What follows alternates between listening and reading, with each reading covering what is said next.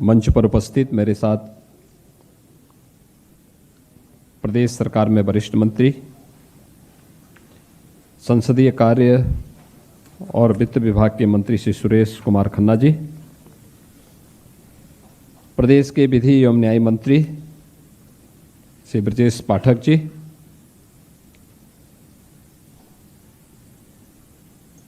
प्रदेश के महाधिवक्ता श्री राघवेंद्र सिंह जी, अध्यक्ष bar council of Uttar Pradesh Shri शशीष Mehtra जी, अध्यक्ष बार एसोसिएशन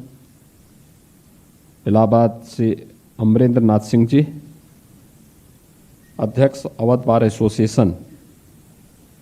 श्री राकेश चौधरी जी, प्रदेश सरकार में मेरे सभी सहयोगी मंत्रीगण, प्रदेश के मुख्य सचिव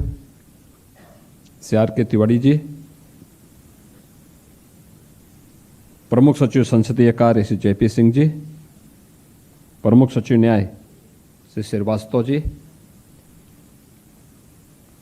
प्रदेश के विभिन्न बार एसोसिएशन से जुड़े हुए सभी पदाधिकारीगण, बार काउंसिल से जुड़े हुए सभी पदाधिकारी और सदस्यगण,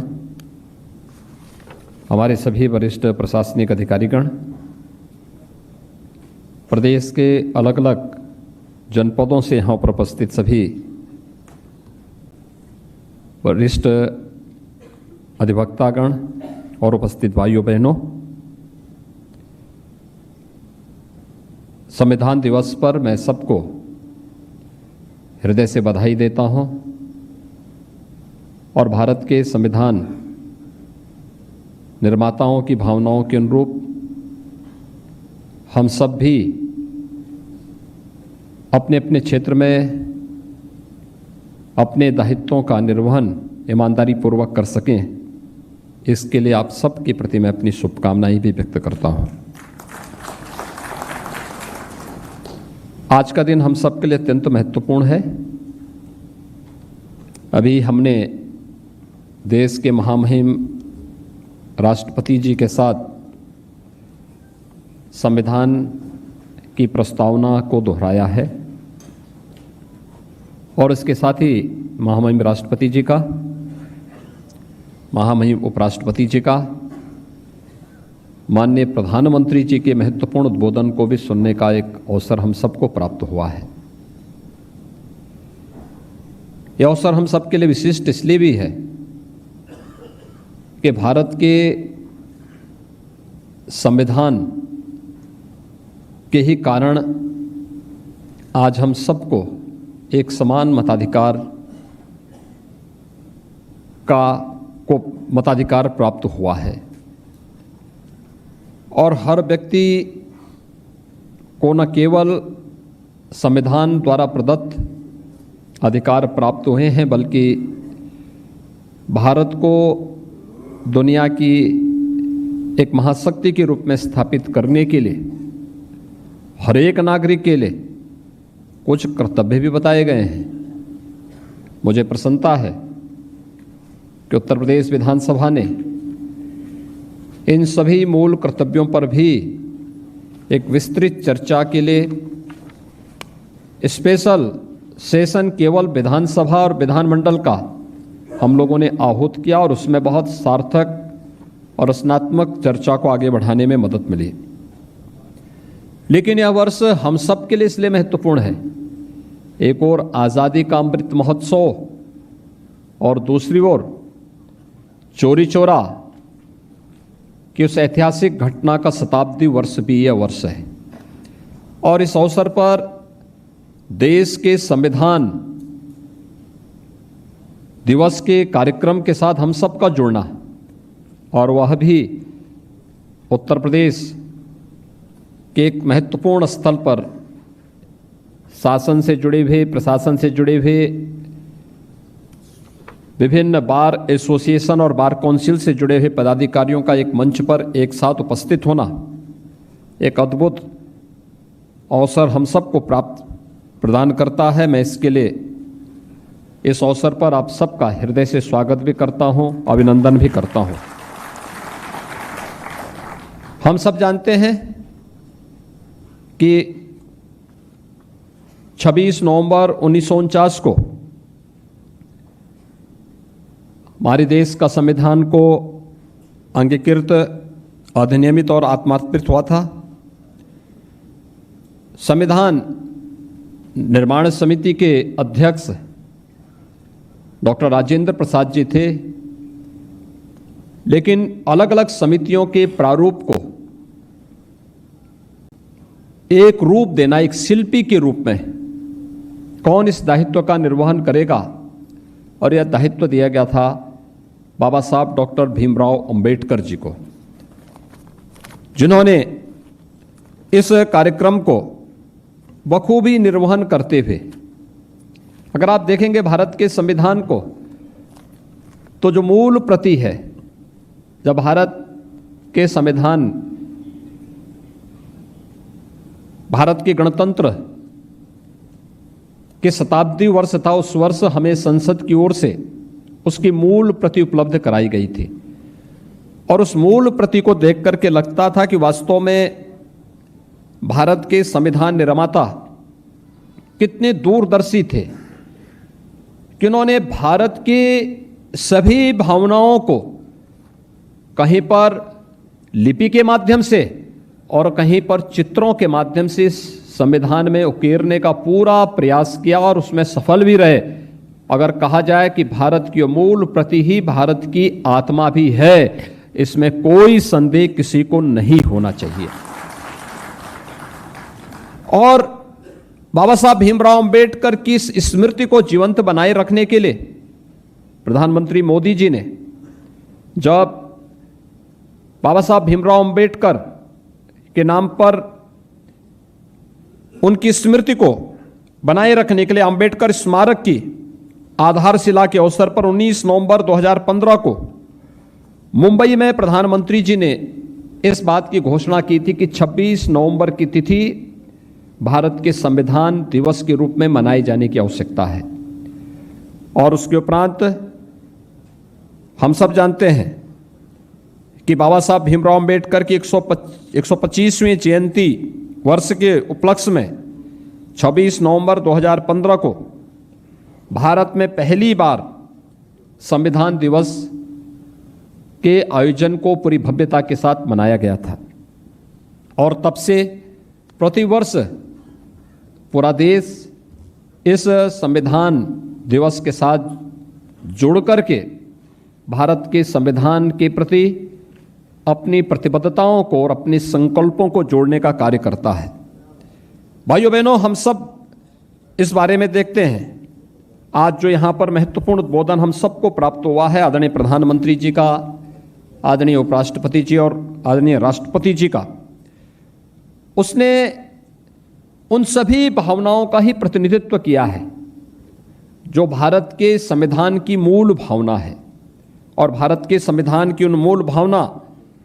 का प्रतिनिधित्व मुझे लगता है या किसी व्यक्ति, किसी जाति, किसी मत, किसी मजहब, किसी क्षेत्र और भाषा के दायरे में कैद करके नहीं, बल्कि पूरे भारत के प्रत्येक नागरिक का यह दायित्व बनता है। क्योंकि भारत के संविधान का वास्तविक संरक्षक अगर किसी को माना गया है तो अब भारत के नागरिक को माना गया है, भारत के नागरिकों को माना गया है, भारत की जनता को माना गया है। और इसलिए जनता के प्रति जवाबदेही ये भारत के संविधान के द्वारा इस बात के प्रति हम सबको आग्रही बनाया गया है। और इन्हीं सब भावनाओं का प्रतिनिधित्व आज के उद्बोधन के माध्यम से भी हम सबको प्राप्त हुआ है। और इसमें हम सबको, जिसमें हम सब इस बारे में देखते हैं कि कैसे इस पूरी भावनाओं को उकेरने का प्रयास हुआ है। और भारत के संविधान ने भी, क्योंकि जब भारत 1947 के पहले, जब भारत की आज़ादी की बात एक निष्कर्ष की ओर पहुंच रही थी, तो इस देश के अंदर बहुत सारे लोग थे। कुछ लोग, एक बड़ा तबका था जो भारत को भारत के रूप में रखने के लिए पूरी दृढ़ प्रतिज्ञ भाव के साथ कार्य कर रहे थे। लेकिन कुछ लोग ऐसे भी थे जो अंग्रेजों के पिट्ठू बन करके भारत को एक नहीं रखना चाहते थे। उन्होंने भारत को अलग अलग राष्ट्रीयताओं के समूह के रूप में भी दिखाने का प्रयास किया था और उस समय उसके अनुरूप षड्यंत्र भी करने के प्रयास किए थे। अंग्रेज अपनी कुटिल चाल चल रहे थे, देश तोड़क ताकतें अपने चालें चल रहे थे, लेकिन एक बड़ा तबका भारत का ऐसा था कि जो भारत को एक भारत के रूप में रखने के लिए पूरी दृढ़ प्रतिज्ञ भाव के साथ कार्य कर रहे थे। और सरदार वल्लभ भाई पटेल जब भारत स्वतंत्र भारत के प्रथम गृह मंत्री के रूप में उन्हें यह दायित्व दिया गया तो उन्होंने देशी रियासतों को एक साथ जोड़ करके भारत को वर्तमान का जो स्वरूप दिया, यह हम सबके सामने है। कितनी कठिन और चुनौतीपूर्ण कार्य रहा होगा, लेकिन उस कठिन और चुनौतीपूर्ण कार्य को बड़ी ही सहजता के साथ, बड़ी सरलता के साथ, सबकी भावनाओं को समेटते हुए, न जातीय दंगा, न भाषाई विवाद और न ही किसी भी प्रकार के अन्य किसी भी भाव के साथ ऊपर उठ करके केवल भारत को भारत के रूप में स्थापित करने के उन भावों को आगे बढ़ाने का जो कार्य उस समय जिस दूरदर्शिता के साथ इन महापुरुषों ने किया था, वह आज भी भारत के प्रत्येक नागरिक के अंदर उन भावनाओं के प्रति सम्मान का भाव दिखना चाहिए। और इस दृष्टि से भारत का संविधान हम सबको इन सब भावनाओं के साथ जोड़ता है, जिसमें हर नागरिक की गरिमा, उसकी स्वतंत्रता, समानता और बंधुत्व के भाव को एक साथ जोड़ने के लिए निरंतर हमें प्रेरित करता है। हम सब जानते हैं कि भारत के संविधान के निर्माण के लिए जो पहली जो बैठक होती है, वह बैठक पहले अधिवेशन के रूप में 9 दिसंबर 1946 को संपन्न होती है। और उसके बाद जो अलग अलग समितियां गठित हुई हैं, उन समितियों के बाद बाबा साहब भीमराव अंबेडकर को प्रारूप समिति के अध्यक्ष बनाने के बाद भारत का वर्तमान संविधान एक स्वरूप लेता है। और मैं तो मानता हूं कि जैसे हम अपने घर में अपने पवित्र धार्मिक ग्रंथों को रखते हैं, भारत के संविधान की उस मूल प्रति को भी हर भारतवासी को अपने घर में रख करके उसको उसी भाव, उसी सम्मान के भाव के साथ आगे बढ़ना चाहिए। क्योंकि जब हम अपने धार्मिक ग्रंथ को रखते हैं, वह हमारी आस्था का प्रतीक होता है, वह हमारी व्यक्तिगत उपासना विधि का प्रतीक होता है, वह हमें एक अंतःकरण की ऊर्जा देता है। लेकिन हम सबको इस बारे में नहीं भूलना चाहिए कि हर भारतवासी का अपने स्वयं के धर्म के साथ साथ इस राष्ट्र का भी एक धर्म है, और उस राष्ट्र धर्म को जोड़ने की प्रेरणा जिस संविधान से हमें प्राप्त होती है, उस संविधान के प्रति भी उस सम्मान का भाव हर भारतीय का दायित्व बनना चाहिए। और उस दायित्व को आगे बढ़ाने की दिशा में मुझे लगता है कि अब वह समय आ गया है कि जब भारत तेजी के साथ दुनिया की एक बड़ी ताकत के रूप में उभर रहा है, तो उतनी तेजी के साथ वे षड्यंत्र भी प्रारंभ होते हुए दिखाई देते हैं जो भारत को एक भारत श्रेष्ठ भारत के रूप में आगे नहीं बढ़ने देना चाहते। और इस दृष्टि से हर एक भारतीय को के मन में इन भावनाओं को आगे बढ़ाने की आवश्यकता, उसको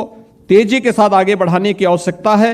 और ये मुझे लगता है कि भारत का संविधान दिवस के रूप में 26 नवंबर की तिथि को मनाया जाना उन भावनाओं का प्रतिनिधित्व करता है। इस दिशा में हम तेजी के साथ आगे बढ़ सकेंगे, इस विश्वास के साथ आज का यह संविधान दिवस के अवसर पर यहाँ पर आयोजन, यहाँ पर भी प्रदेश शासन के द्वारा भी यहाँ पर आयोजित किया गया है। मुझे प्रसन्नता है कि देश की स्वाधीनता और समाज को जागरूक करने के लिए आज जब भारत तेजी के साथ आगे बढ़ रहा है और अमृत महोत्सव के इस आयोजन के साथ, आज़ादी के अमृत महोत्सव वर्ष में चौरी चौरा की उस ऐतिहासिक घटना की शताब्दी वर्ष के इस आयोजन के साथ, हम संविधान दिवस के इस कार्यक्रम के साथ जुड़ रहे हैं, मुझे प्रसन्नता है कि समाज के इस बहुत प्रतिष्ठित तबके के साथ आज प्रदेश सरकार यहाँ पर जुड़ रही है और ख़ास तौर पर हमारे बार काउंसिल और बार एसोसिएशन के पदाधिकारियों के साथ इस कार्यक्रम को अपने प्रदेश के वरिष्ठ अधिवक्ताओं के साथ इस आयोजन को मनाया जाना और भी न केवल आनंददायक बल्कि स्फूर्तिदायक भी यह इस अवसर पर हम सबको प्रतीत होता है। मुझे प्रसन्नता है कि प्रदेश के अंदर विगत 4.5 वर्ष के अंदर प्रदेश सरकार ने जिन भावनाओं को लेकर के आप निरंतर कार्य करते हैं, उस रूल ऑफ लॉ को लागू करने के लिए जो प्रयास प्रारंभ किए, उसने प्रदेश के परसेप्शन को देश और दुनिया के अंदर बदला है। आज प्रदेश के अंदर एक आम जन के मन में प्रदेश के प्रति एक विश्वास का भाव भरता हुआ दिखाई देता है। आज वह समय नहीं जब प्रदेश के किसी नौजवान को या प्रदेश के किसी नागरिक को देश के अंदर अपनी पहचान के लिए मोहताज होना पड़े। आज वह कहीं भी जाएगा, देश में या दुनिया में, उसके प्रति एक सम्मान का भाव प्रत्येक नागरिक के मन में दिखेगा। आप देख सकते हैं कितना अंतर आ सकता है रूल ऑफ लॉ के कारण, जिसकी आपकी मूल शपथ है, जिसको लेकर के आप आजीवन लड़ते हैं, उस रूल ऑफ लॉ को जब शासन व्यवस्था पूरी ईमानदारी और प्रतिबद्धता के साथ लागू करती है तो उसका परिणाम कहां देखने को मिलता है, देश के अंदर भी दुनिया के अंदर भी। 2017 के पहले उत्तर प्रदेश का कोई नौजवान कहीं जाता था, उसको शक और संदेह की निगाहों से देखा जाता था। उत्तर प्रदेश के नागरिकों के बारे में लोगों की धारणाएं कुछ और थी। 2017 के पहले देश की धारणा उत्तर प्रदेश के अंदर भी क्या थी? उत्तर प्रदेश के बारे में लोगों की धारणा थी कि उत्तर प्रदेश देश के विकास का सबसे बड़ा बाधक है। एक बीमारू राज्य के रूप में उत्तर प्रदेश की भावनाओं, उत्तर प्रदेश को जाना जाता था। लेकिन उत्तर प्रदेश ने इन सभी मिथकों को दूर करते हुए, इन धारणाओं को बदलते हुए, आज उत्तर प्रदेश की कानून व्यवस्था देश के लिए एक नजीर बन रही है। जब पूरा देश विभिन्न प्रकार की कानून व्यवस्था की चुनौतियों से अलग अलग समय में जूझता है, तब उत्तर प्रदेश आनंद के साथ अपने पर्व और त्योहारों को पूरे उत्साह और उमंग के साथ मनाता हुआ दिखाई देता है। उत्तर प्रदेश आज निवेश की उन भारी संभावनाओं को लेकर के आए। लोगों के लिए आश्चर्य होता है जब दुनिया में कोई निवेश के लिए आता है देश में, और निवेश के लिए आने पर जब देश की 2 राज्यों को उसको चयन करना होता है, उनमें से उत्तर प्रदेश एक होता है, तो सबके लिए कौतूहल और आश्चर्य का विषय होता है कि उत्तर प्रदेश में आखिर एक ऐसा क्या हुआ है जो उत्तर प्रदेश देश के विकास में बाधक माना जाता था। उस उत्तर प्रदेश में आज देश की कल्याणकारी योजनाओं की 44 ऐसी योजनाएं हैं जिनमें 17 के पहले उत्तर प्रदेश किसी में 17वें स्थान पर, किसी में 25वें स्थान पर, किसी में 30वें स्थान पर, किसी में सबसे अंत में होता था। आज उन सभी 44 योजना में उत्तर प्रदेश नंबर 1 पर है। उत्तर प्रदेश आज विकास के कुछ नए प्रतिमान स्थापित कर रहा है और ये सभी उस दिशा में किए गए प्रयास के परिणाम हैं। उसमें आपने देखा होगा उत्तर प्रदेश में रूल ऑफ लॉ लागू करने के लिए प्रदेश ने किस रूप में प्रयास प्रारंभ किए। ये प्रदेश के अंदर चाहे वह पास्को कोर्ट की स्थापना महिला संबंधी अपराधों पर प्रभावी नियंत्रण करने के लिए किए गए प्रयास, न्यायालयों के आधुनिकीकरण की प्रक्रिया को आगे बढ़ाने में दिए जाने वाले योगदान हो, न्यायालय के इंफ्रास्ट्रक्चर को बढ़ाने में दिए जाने वाले योगदान का हो, या फिर उत्तर प्रदेश की प्रयागराज में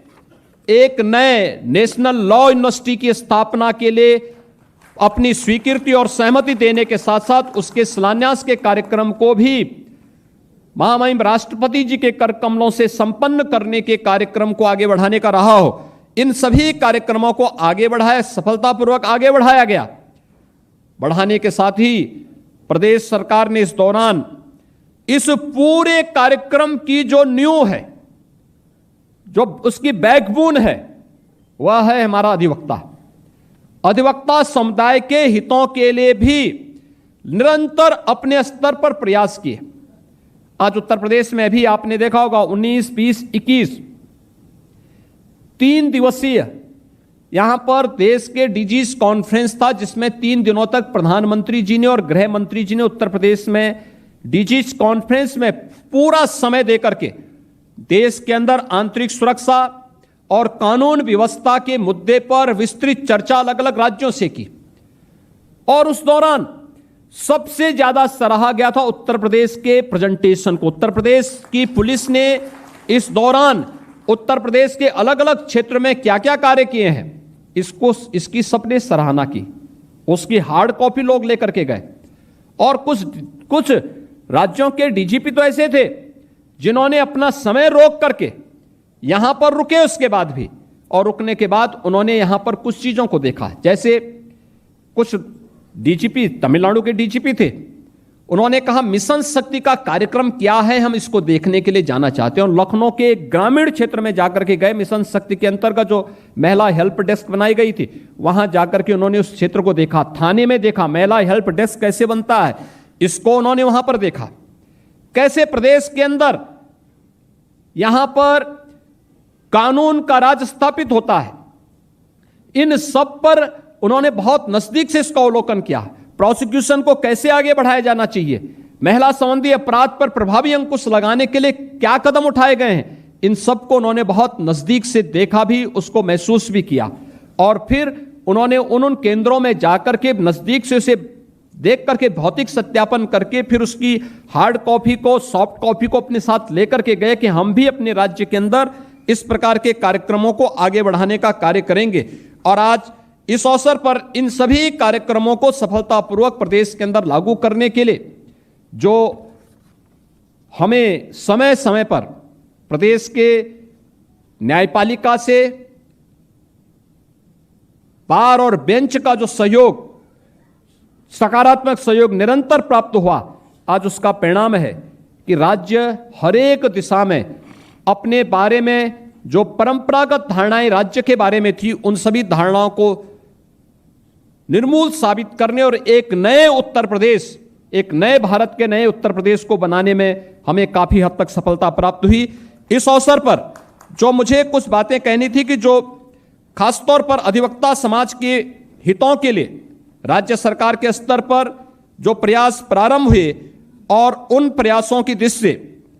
मुझे आप सबके सामने कहते हुए प्रसन्नता हो रही है कि 30 वर्ष की सदस्यता पूर्ण कर चुके जो सदस्य हैं, उनके आश्रितों हेतु अधिवक्ता कल्याण निधि की राशि को 1.5 लाख से 5 लाख किए जाने विषयक अध्यादेश भी हम लोगों ने प्रदेश में पहले ही यहां पर जारी कर दिया है। और कल ही इससे संबंधित पहली किस्त 15 करोड़ रुपए की पहली किस्त भी प्रदेश ने यहां से जारी कर दी है। दूसरा है, युवा अधिवक्ताओं को कार्य के शुरुआती 3 वर्षों के लिए प्रतिवर्ष उनकी जर्नल है, मैगजीन है और अन्य बुक्स आदि खरीदने के लिए 5,000 रुपये दिए जाने की कार्रवाई को, इसके लिए इसको भी कल इसके लिए भी जो हमें यहां से शासनादेश जारी करना था वह जारी किया जा चुका है और यह कार्य प्रदेश में यह भी लागू हो चुका है। तीसरा, जो इससे पहले अधिवक्ताओं की किसी अधिवक्ता की दुखद मृत्यु होने पर परिजनों को मिलने वाली सहायता राशि की आयु सीमा को बढ़ा करके इसको 70 वर्ष किए जाने की थी, वह भी प्रदेश सरकार पहले ही इसको प्रदेश के अंदर जारी कर चुका है। प्रदेश के अंदर अधिवक्ता चैम्बर के लिए भी हम लोगों ने बहुत सारे जनपदों में भेजे हैं। कुछ जनपदों में न्यायालय से स्वीकृति मिली, वहां निर्माण कार्य प्रारंभ हो गए। जहां पर स्वीकृति नहीं मिल पाई वहां पर हैं, लेकिन हमारा प्रयास है कि चाहे वह हाई कोर्ट हो या डिस्ट्रिक्ट कोर्ट हो, अधिवक्ता के बैठने का चैम्बर, वहां एक कॉमन मैन आता है और उसके मन में एक विश्वास होता है। अधिवक्ता के पास कोई व्यक्ति तब आता है जब वह अपनों से भी थक हार जाता है, सबसे हार करके, और अंत में एक नई आशा और एक नई उमंग के साथ वो अधिवक्ता के पास आता है। और मैं तो देखा हूं, ये भी देखा हूं कि लोग अपने सगे संबंधियों को किसी सादे कागज में हस्ताक्षर नहीं करते, लेकिन अधिवक्ता जहां उसको कह देता हूं वहां पे हस्ताक्षर करता है। एक नया विश्वास उसके मन में होता है। लेकिन जब वह किसी अधिवक्ता के घर में आता, किसी चेंबर में आता है और बैठ करके कभी आसमान की तरफ देखता, तो कभी कभी वो नज़ारे उसके सामने बड़े वैसे होते हैं कि यह दिन में यह किसी एक सभागार की लाइट है या सूर्य का प्रकाश आ रहा है। ये नज़ारा जब उसके सामने होता है तो उसको कहीं ना कहीं ठेस पहुंचती होगी। और इसके लिए सरकार ने तय किया है कि हर एक जनपद में अधिवक्ताओं के अच्छे चेंबर बने, और इसके लिए हम लोगों ने कई जनपदों में धनराशि अवमुक्त भी कर दी है। और हम लोग चाहेंगे कि जिन भी जनपदों से इस प्रकार के प्रस्ताव आएंगे, राज्य सरकार वहां पे अधिवक्ताओं के चेंबर निर्माण के लिए भी धनराशि उपलब्ध करवाएगी, जिससे न केवल अधिवक्ता बल्कि आने जो भी वहां पर वादी आएगा, उस वादी को भी वहां पर आकर के बैठने की सुविधा प्राप्त हो सकेगी, और वह एक निश्चिंत होकर के इस विश्वास के साथ, जिस विश्वास के साथ आया है उसी विश्वास के साथ वो वापस भी जा सकेगा। आर्थिक सहायता योजना के अंतर्गत अब तक मृतक अधिवक्ताओं के कुल 1347 आश्रितों को 1 मई 2017 से 31 मई 2021 तक कल्याण निधि से 65,42,50,000 रुपए का भुगतान अब तक किया जा चुका है। 41 आवेदन पत्रों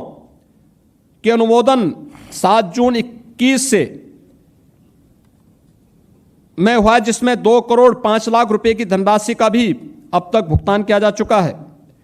उत्तर प्रदेश अधिवक्ता सामाजिक सुरक्षा निधि के अंतर्गत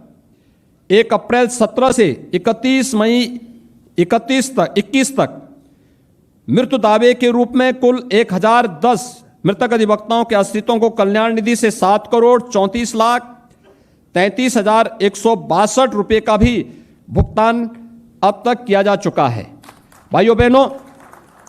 प्रदेश के अधिवक्ताओं के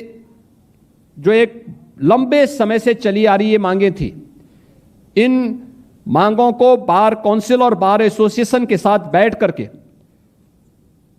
प्रदेश के विधि और न्याय विभाग ने समयबद्ध ढंग से आगे बढ़ाने का प्रयास किया है। और मैं इस बात के लिए आप सबको आश्वस्त करता हूं कि राज्य सरकार जब संविधान दिवस के अवसर पर इस कार्यक्रम के साथ जुड़ी हुई है, तो मैं इस अवसर पर एक बार फिर से आप सबका आह्वान करूंगा कि संविधान की मूल भावनाओं के अनुरूप अंतिम पायदान पर बैठे हुए व्यक्ति के कल्याण के लिए हम सब मिलकर के एक नए सिरे से इस अभियान को आगे बढ़ाएंगे। आज के इस अवसर पर एक बार फिर से संविधान दिवस की हृदय से बधाई और शुभकामनाएं आप सबके प्रति व्यक्त करते हुए अपनी बातों को यहीं पर विराम देता हूं। धन्यवाद। जय हिंद।